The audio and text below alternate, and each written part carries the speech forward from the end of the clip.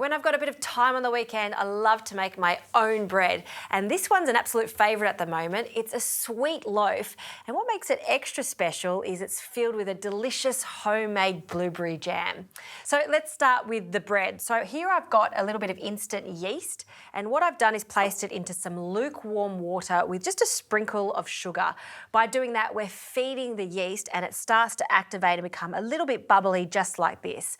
So before we add that to our mixer, we'll add some flour, about 400 grams of plain flour, and in that goes. To that we'll add a pinch of salt and some sugar because it is a sweet loaf, so just a couple of spoonfuls of sugar. Now we can add our yeast mixture. Next, some milk. And finally some butter. Now I won't add the butter yet. I'm going to start incorporating all of that liquid into the flour. Then little by little I'll add this butter.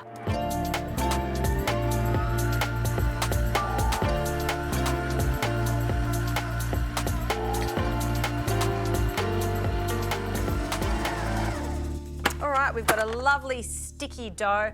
We'll just take it out of this bowl, and I like to transfer it into a bowl that's been greased with a little bit of oil so it doesn't stick. And this now needs to prove. Look at that, what a beautiful dough. So I'll cover that with a tea towel and just allow that to sit in a warm spot of the kitchen for at least an hour or until it doubles in size. Now let's get onto a jam. When you've got fresh blueberries like this, great for snacking as is, but they do make such a delicious jam. And what I'm going to do is just layer this in the loaf, so when you cut into it, you've got lots of jam inside. So in a pot, I'll add 2 punnets, so 250 grams of fresh blueberries. You could also do this with raspberries and fresh strawberries. In they go. And to really accentuate their sweetness, some caster sugar and the juice of 1 lemon. Now this is a giant lemon and I can see it's super juicy, so I may only need about half of this. Yes, that's looking just fine. Okay, now we're going to turn the heat on and we'll keep an eye on it, we'll let it bubble away, the fruit will start to break down, and once it starts to become quite concentrated and sticky, it's ready to go. We can turn it off and allow it to cool.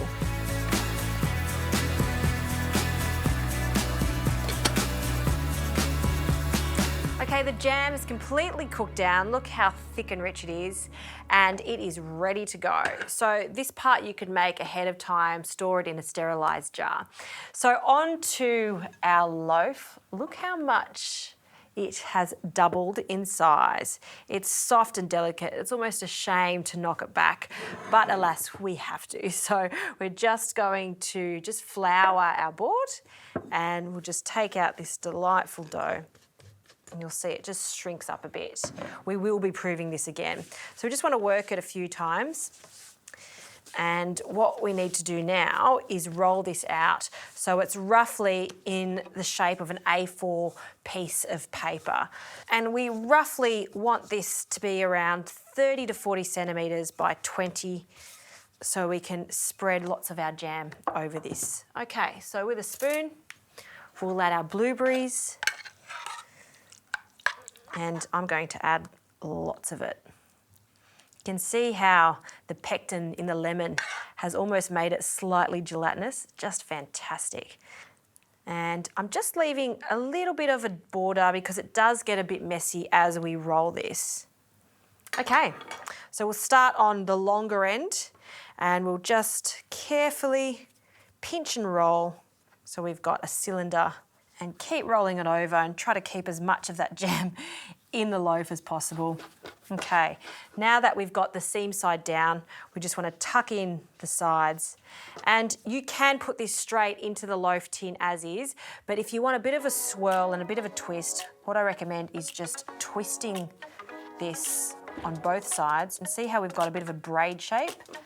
And this will just make it look extra pretty once it's baked. Okay, now we tuck in the sides and carefully transfer this over to our loaf tin.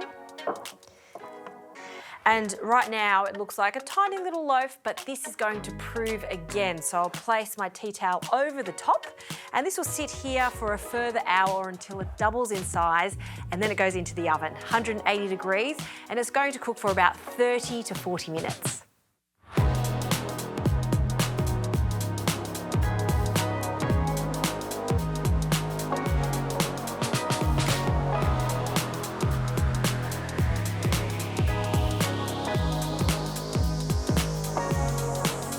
Well, my blueberry swirl loaf is out of the oven and it just looks perfect. You can see how deep and golden it is on the top. And what I did just before I placed it in the oven is just brushed it with a little bit of egg wash, and that's how you get that deep colour. So when it comes out, allow it to cool in the tin for at least 10 to 15 minutes, and then we can take it out. And if you've buttered your loaf tin, it should come out very easily. Oh, that looks great. It really does resemble that traditional French brioche. Now, for the all-important slicing, let's have a look. Oh, have a look at that. I did say it was a swirl loaf, and you can see the gorgeous blueberries throughout this loaf. So I'm actually going to place this onto a board, and I did reserve some of that delicious jam that we added. There's just a few tablespoons. So what I like to do is just freshly slice this after it's cooled down slightly, and when friends come over, this with just a little bit of butter on the side, some extra jam, and it's heaven. I actually like this end bit because it's nicely caramelised. A little bit of that butter, maybe some more of that freshly made blueberry jam. Let's tuck in.